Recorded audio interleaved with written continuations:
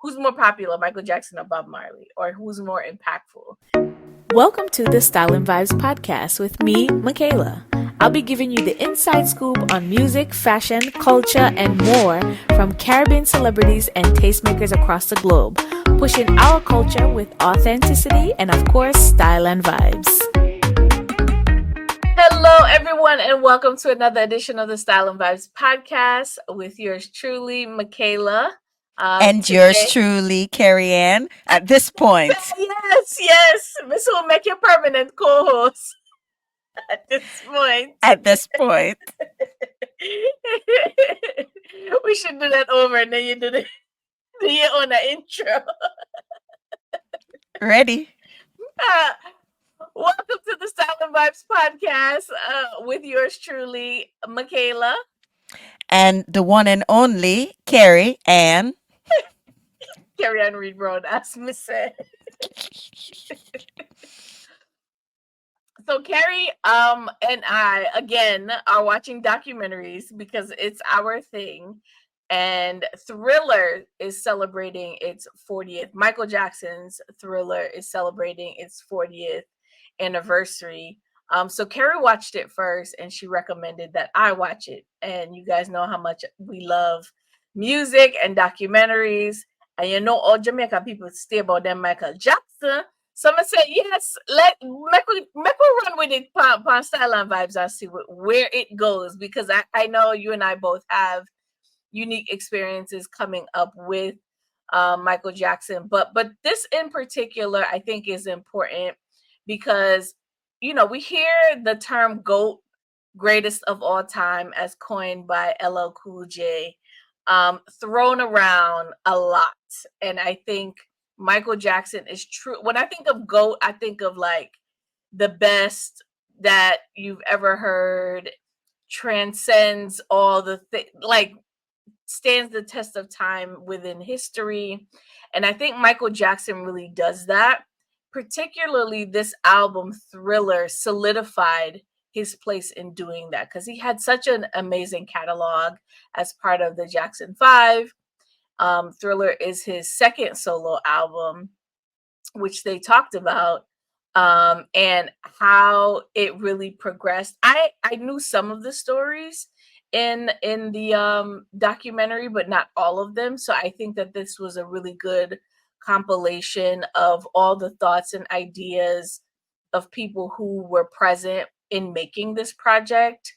So what were your initial thoughts on the documentary? And let's not go too deep because we got a bunch of different things to kind of talk about, but give me your overall sense of the documentary. Macaulay, I'll tell you about it, though. I don't know what else to say.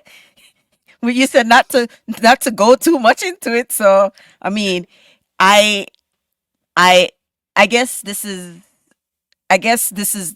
a good example of how good the documentary was. My boys, 11 and 5, particularly the 11-year-old, sat through it and watched it with me twice. That's it. Dancer, yes, I'm a dancer. That so me know say that thing like, but I think to your point, people are so enamored, and it doesn't matter what age you are when you discover Michael Jackson. I remember my oldest and I, when she discovered Michael Jackson, like we had to buy her the Wii game. We had to, you know, say we were walking in the airport and she heard the song and she just started singing and she wanted to stop. And she's like, I got videos of her dancing, you know, and it now, you know, my youngest, she's watching this show called Motown Magic. And even the theme song is like ABC from the Jackson 5. It features some of their AB. Motown AB. songs. ABC? AB, yeah, she says AB. Yes. She called the whole show AB. So I think like the quality of the music that he has, it transcends generations. It's going to continue to play. But what was when did you like really realize, like coming up, that Michael Jackson was this superstar? What was your first encounter experience with him? I mean, I grew up in Jamaica, and so everything is Michael Jackson. And the thing about what I feel like Jamaican, growing up as a Jamaican and Michael Jackson work is, for instance, everyone laughs when we sing Eternal Father, Jamaica, boom, right? Michael Jackson's music is something that Jamaicans can rhythmically imitate with the sound of their mouth, their beat. Like everything Jamaican can do, we could use, it's almost like we can replicate his music without instruments. And that attracts Jamaicans because, at the time growing up in the 80s, 90, you don't have much. So you make do with what you have. And so I do remember Thriller when it came out. Obviously, I was very young, but I still remembered it. And, as you were watching the documentary, my brother was talking about it. Like growing up in Jamaica, we didn't get it in 84 because but that's I don't we got it a little bit after that, but I was with at my aunt's house watching it on her satellite dish, and all my cousins and stuff were there, and it's crazy to me that that's just like a 7 5 7 minute video. To me, I was like, "Me no want watch a Michael Jackson movie, it's a dopey movie. I'm gonna be afraid of it." And I was so afraid because then you have to left the yard and go back a yard, and back then, lights, street light in Jamaica is one every 3 block from an American perspective, right? It's not a lot, so it's dark, and the older kids, they want to wait till you get to a dark spot to go ooh, so I remembered it, and I remembered, because of obviously the same aunts, they have a money.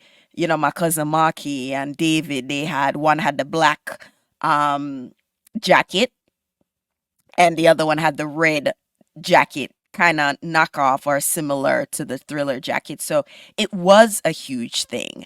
Um, for those reasons, you just remember it. And I mean, Michael Jackson itself has been a theme. So I may have way more Michael Jackson stories outside of Thriller, but since we're talking about Thriller, it was just like that was it. And my brother even said, like, the worst part of it at the movie when he turned around and ha ha ha ha ha ha. That was his first part. And that's the end. That was one of the scariest parts to that video to me too. And what's interesting is, I'm dating myself. I was born when the album came out. So, but for me, I think I grew up with it. It was still super popular as probably like a 4 or 5 year old range. And he hadn't quite yet come out with Bad as an album. But I remember my dad had this record player, that old school record player that have the cassette, the vinyl player, and then have the like a speaker, and then underneath you can slide in your vinyls underneath, and then you have to look a clean off and clean the vinyl. I'm totally dating myself. And he had a collection, and that was part of the collection. Prince was in there. I think Lionel Richie, some other stuff was in there. And that's really kind of where I initially just I was enamored with the album art cover. And then my uncles, they were at that time, now those videos were definitely playing on television. So I didn't even realize that I didn't realize that the material that I was watching was that old when I was watching it. It felt like I was watching it. It was still pretty, like, gossip wasn't and superstardom wasn't what it is today, like very fast paced. I think that, the length of which an album could live, and even they talked about it in the documentary about the span of time that he promoted the album, worked on the album, from the time that he worked on the album and promoted the album, and where Thriller came in. I didn't even realize that Thriller, the video, was the last thing he did to give it that extra push. after it was almost out for a year and a half. That was one of the what? Because it was that was one of the shocking or the new things that I found out in this video, that the album was out, they did all the videos, he wasn't happy. He still wanted to push, and he was able to do this video a year over a year and a half after the album was released, and that made the album even bigger at almost 2 years after it was released. It was wild. Yeah, you talk about like moments that you kind of discovered through the documentary. That was also, I didn't realize it was last. I think the other thing was I didn't realize the inspiration that he had going into it. So coming off of Off the Wall, he was not awarded the Grammy, the awards that he thought that he should have gotten. Now you got to remember, Michael Jackson is young. He's come in the game very early. He has paid his dues. So he thought that Off the Wall was that album. And he had been met with so much resistance in terms of being able to be played on MTV, being able to cross over from soul, R&B, pop chart to the pop charts, and really felt snubbed, and went into the studio with that manifestation of, I'm gonna make the greatest album. I was just like, MJ was out here manifesting before it was a thing on social media that everybody started talking about. And I think that is like, it's just like history just repeats itself and changes in different forms, because now like those are things that people openly talk about doing when they're trying to manifest something in their life, is like putting a post-it there and talking to yourself and really like amping yourself up. Like he was his own biggest critic, his biggest champion. And I would have loved to hear it from his voice. Like I got so much, I gained so much more respect for his process in watching this documentary, that I would have loved to hear it from his perspective. Yeah, man, check out my little notes, because he went into that album making process with a chip on his shoulder, like you said, and he had a determination that was, um, I'm good. This is going to be the greatest selling album of all time. You can do this. It's going to be great. And he also went in with a determination, but a strategy on how he was going to do this. He was so strategic. Like they said, he did a sneak attack. And so that was interesting. But the thing that I learned, the biggest, or the biggest thing that I learned from that was how he got his master's um, from Walter Yetnikoff. And it was the whole thing around him being pulled from working on the ET album, and there was this whole litigation, and they were being sued, and Walter Yitnikoff was like, is he mad at me? And Michael Jackson's lawyer is like, what do you think?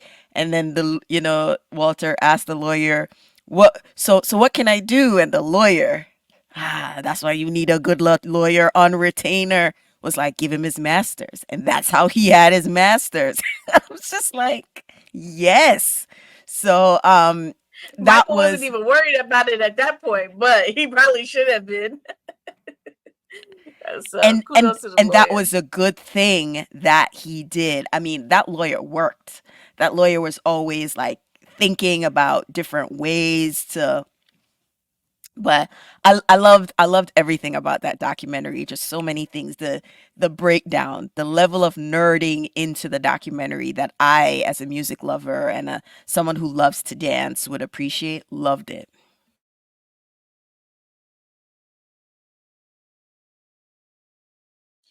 And they really broke it down by song. I think it was so interesting to, I think I really learned how strategic Michael really was. Like Paul McCartney was on there and he kind of felt out of place when I listened to it. It felt out of place, you know.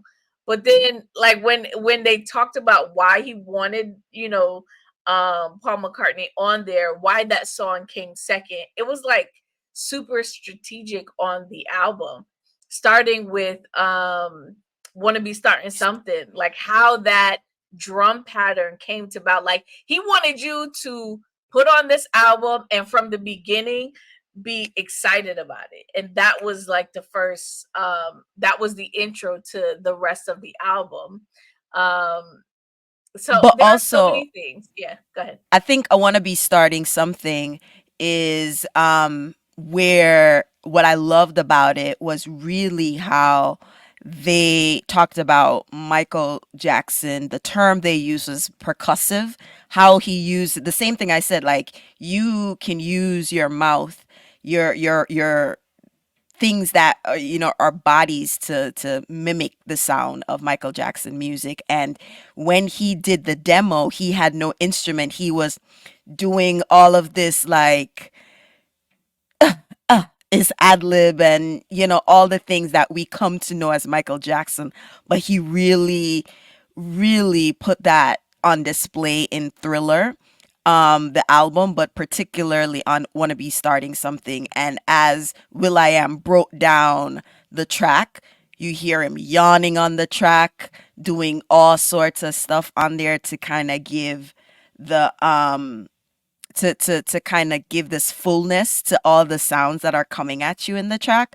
So I loved how they broke it down.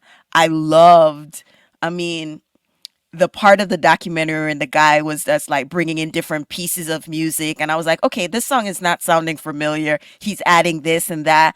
It's not, still not sounding familiar. And it was only at the end where he was like, yeah, we kind of added this little conga drum thing.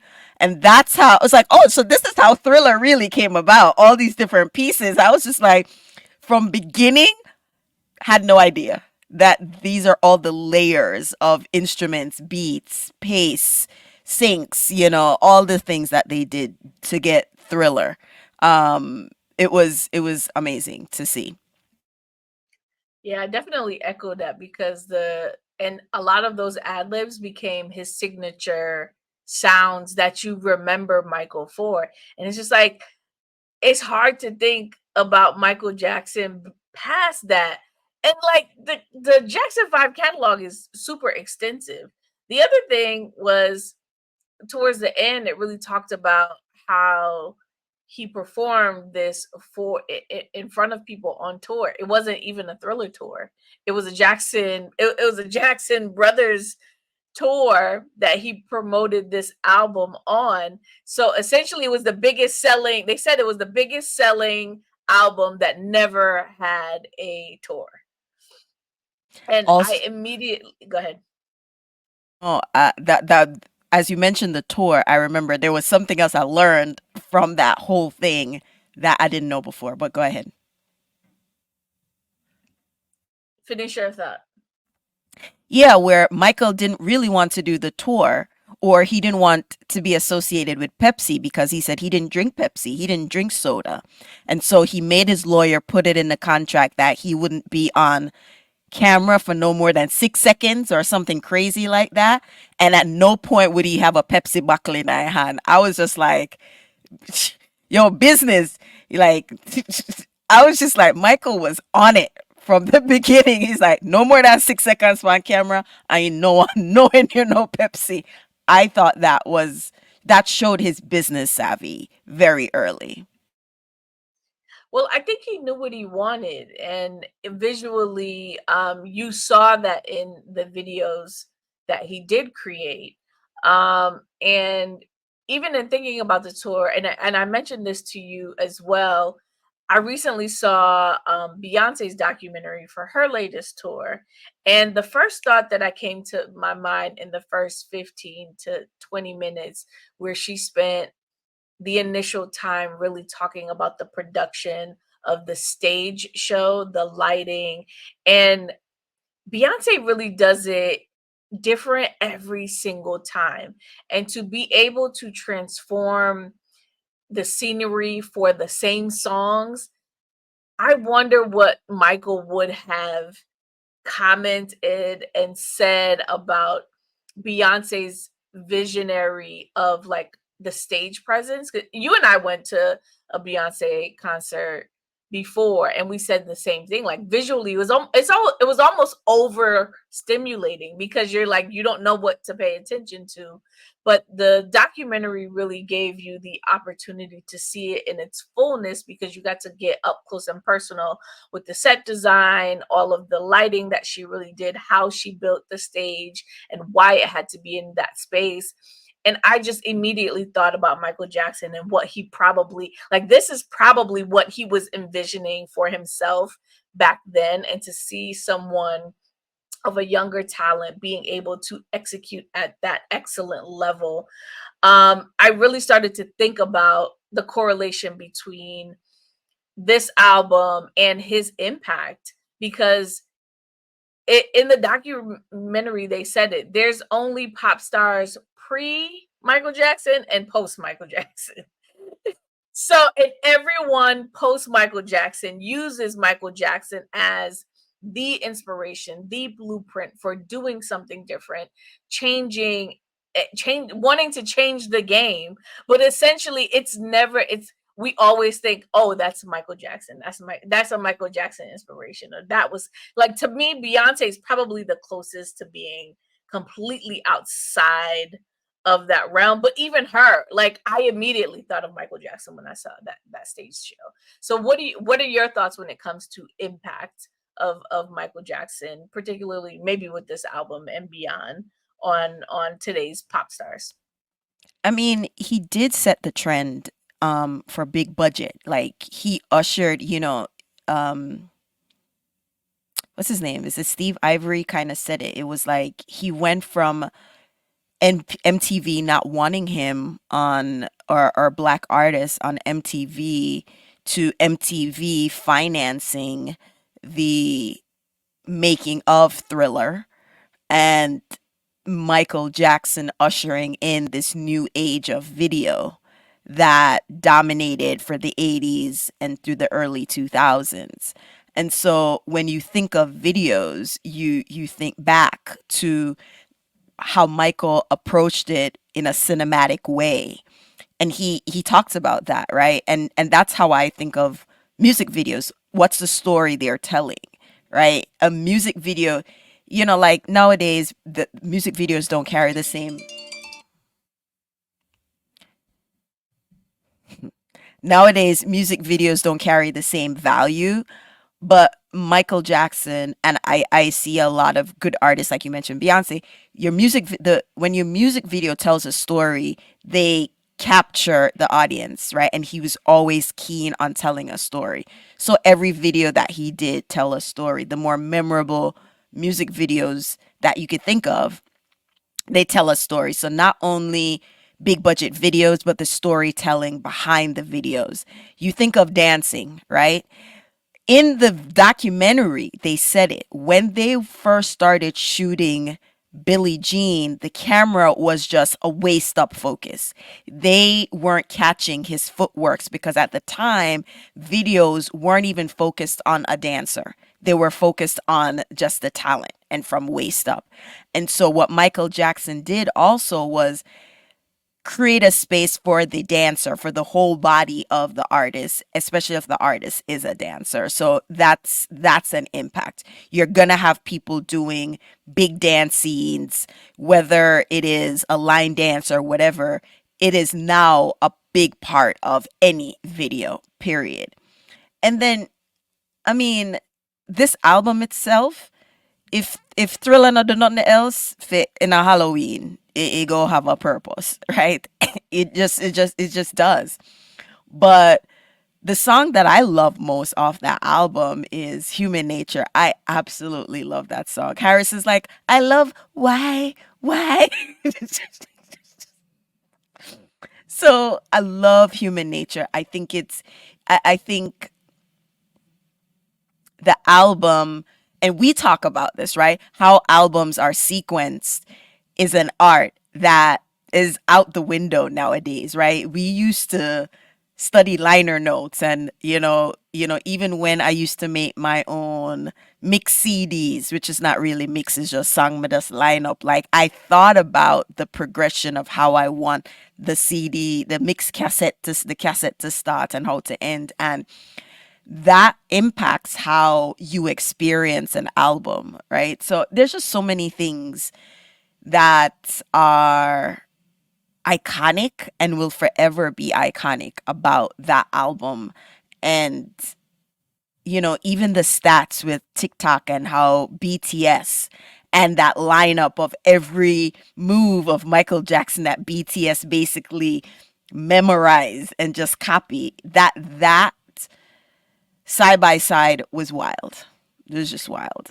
It's like you see him and the movements kind of become ingrained in you, and there are signature movements. Again, he has signature sounds on this album, signature movements, which he was inspired a lot by street dance and modern dance, and he really took to that extremely well, and really was still able to put his own spin on it. I think was completely genius. The impact from a TikTok perspective, the head of TikTok was on the documentary as well and really talked about some of the stats. 10 million videos to the Thriller album songs, 10 million videos made. And this is just on the platform. 17 billion views of those videos, and then 2 billion likes of all of those videos that are made.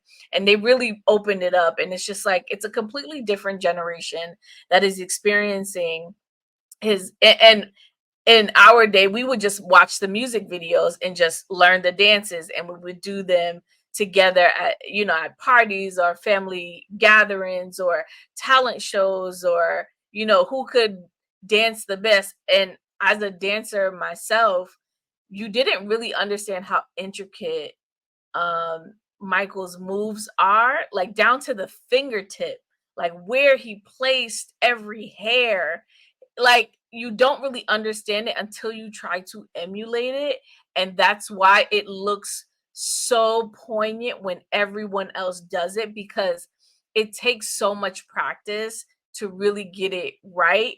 And even if you're wrong, you still have like the flick of the hand, the hat on the head, the moonwalk, and how you kind of twist, where you go. I think that all of that continues to thrive. So it's the music, it's the movements, it's the videos, that it was like this perfect storm culmination that happened, that really, really, truly stands the test of time. It's the dancing for me, man. It's the way he opens the jacket, flicks the jacket back, slides his hand in. So in Jamaica, we have this running joke that say, if your pants short, like when a little boy outgrows his pants or anybody outgrows their pants, it's like, yeah, Michael Jackson, I expect flood, right?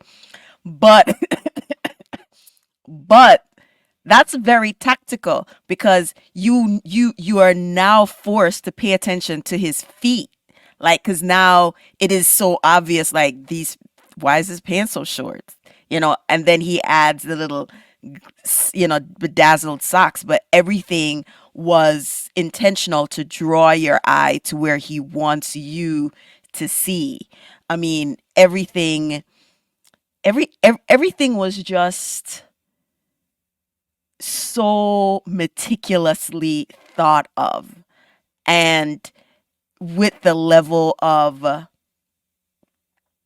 like, so the clip from Motown 25, and Motown 25 is near and dear to me and my brother, because I had an uncle that passed away, but he recorded Motown 25 on HBO and brought it to Jamaica, and that's how we watched it. And my brother and I, we knew a lot of, we could tell you that whole ceremony back and front, to the point when the Jackson 5 came out, when they pointed and brought Randy on the stage, to the point where we knew that performance, and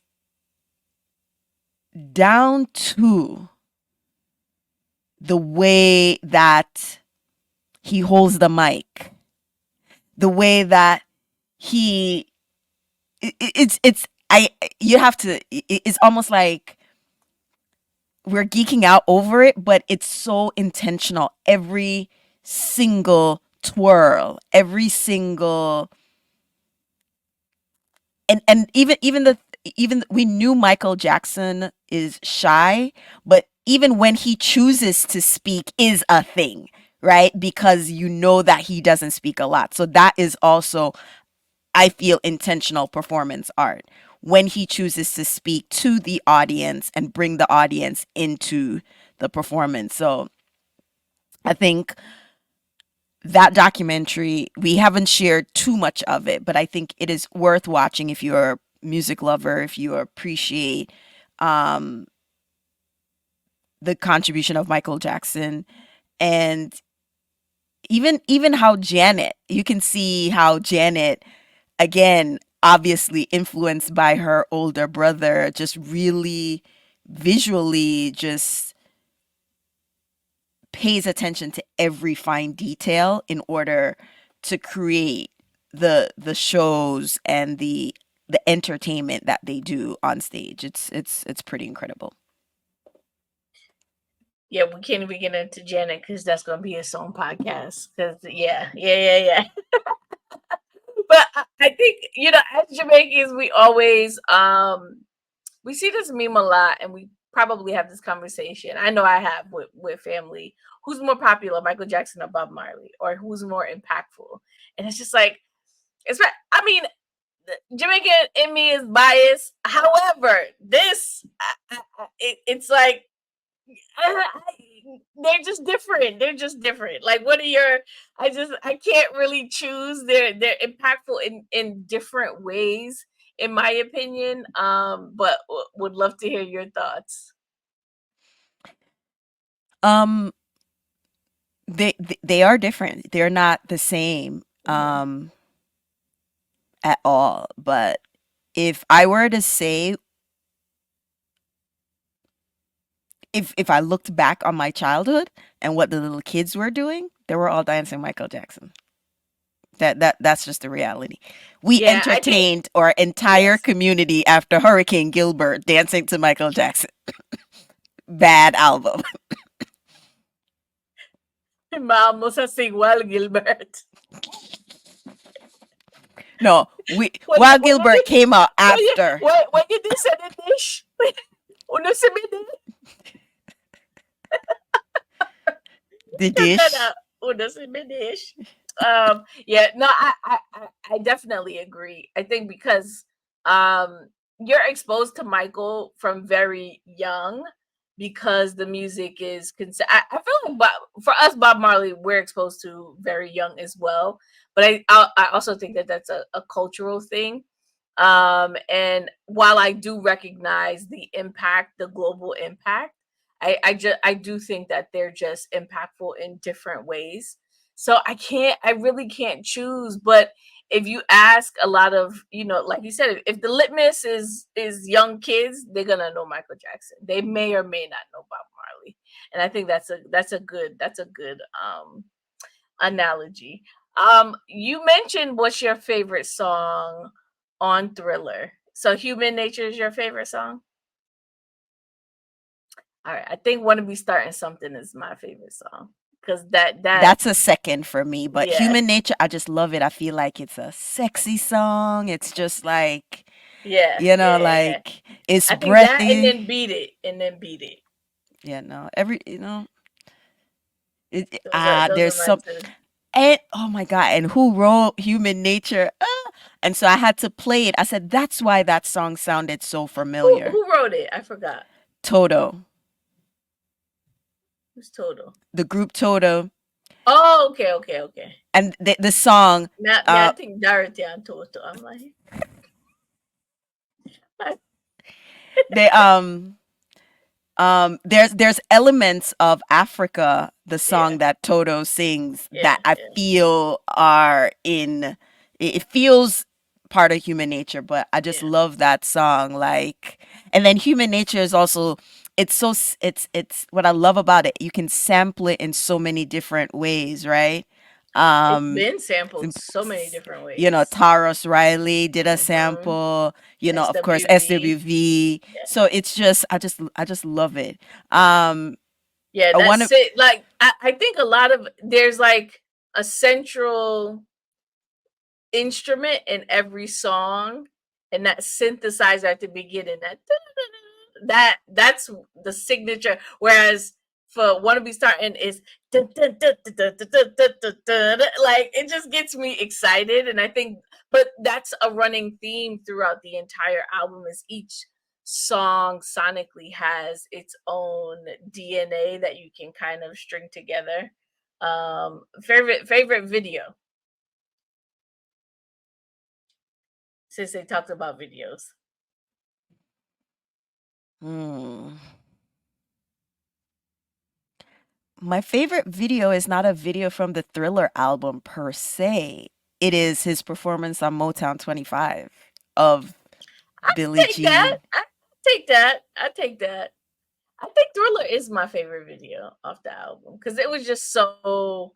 I love scary movies, so I loved the cinematography of it and how I really liked how they transitioned from him being in the movie to being a movie attendee with on a date and then becoming a monster all over again. Like I just thought it was such a clever way to and I don't know, like even the song like if you think about it, it's supposed to be like a it's supposed to be like a scary, fun song, but it ends up being fun because of the rhythmic bass line of it. It's just so like you don't cringe. Like there's some songs that are like gimmicky and you cringe when you hear them. Thriller isn't one of them for me.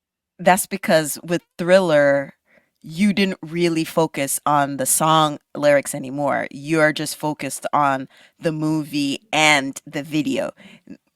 I don't think most people pay attention to the actual lyrics of Thriller as much as they because at this point they've had 40 years of this video and what the video means that you're like it's close to midnight something's like ooh, and then you know everything just But kind that's of why takes it was like over. that silent song because it wasn't until the video that really brought it to life and gave the entire like I see why it gave the video gave it such a huge push because it was in the middle of the album. So the songs in the middle potentially could get skipped like depending on how good it is. So I don't know that I wonder if he that's a question I would ask him if he was here today. Did he envision having the video once the song was made? Because the video came, like you said, like almost 2 years later. In terms of executing the video, the making of it, and doing a whole entire documentary around it. Well, the documentary said that he wasn't satisfied with just having three number ones. He wanted all of them. He said he wanted, you know, 6, 7, 8, 9, 10 number ones. But what really inspired him to really do that treatment to Thriller was one of his brothers showed him American Werewolf in London. And so that's kind of where the idea came for Thriller. He was like, "Oh wow, maybe I could do it for this." So that's kind of what the inspiration was. I don't think he knew he wanted to do more, but what that more was didn't come until he was inspired by his brother showing him the movie. That's And true. the Yeah. brothers thought they were scaring him and he was like, "Oh my god, I love this." And he loved it so much. He was like, "Why can't I could do this with this?" type thing. Mhm. And I mean, it's just crazy that he created that song independent of really thinking about the video because now like that's a thought like you create the song and then you almost immediately have a visual in your head because I guess in his mind too he wasn't even sure if his videos were going to be played anywhere because MTV wasn't really playing him or feeling the music that he was and that they were the only video channel at the time. So I thought that was that culmination of the video, the documentary, and making of. Last words, like I mean, beside if you guys have not watched it or you haven't heard of it, you didn't know that the 40th anniversary of Thriller. Now you know. So please go and watch the documentary. I believe it's on Paramount Plus Or Showtime. or Showtime. So you can watch it. That's how I watched it. That's how Kerry watched it as well. But any last thoughts? Watch it. Fall in love with it. Like, listen, like, just geek out on how they broke down when the dancers broke down every move and silhouette. Oh, I was just like, yes, yes, yes, dance off it, dance type thing. And believe us, as much as we've talked about in this episode, we didn't really cover everything that is in its holistic totality. And I just saw that they're going to do a biopic and his nephew is going to play him. So that should be very, very interesting. Especially with this background. And he does kind of look like, he sounds like him too. I think it might be Jermaine's son. So I'm looking forward to it. I hope they do it justice and do a good job. But this was a moment that we had to share. So thank you guys so much. Thank you, Kerry-Ann, for joining me on this episode. My semi-permanent co-host. You know, I love to talk the things music, so I'm glad to be here. Thanks again. And until next time, later, my peeps. Bye. Thanks for listening to the latest episode of the Style and Vibes podcast. If you like what you hear, and I know you do, share it with your friends and family. If you want more, make sure you visit styleandvibes.com and follow us on our social channels, Twitter and Instagram @Style and Vibes. Until next time, Leah Tommy Peeps.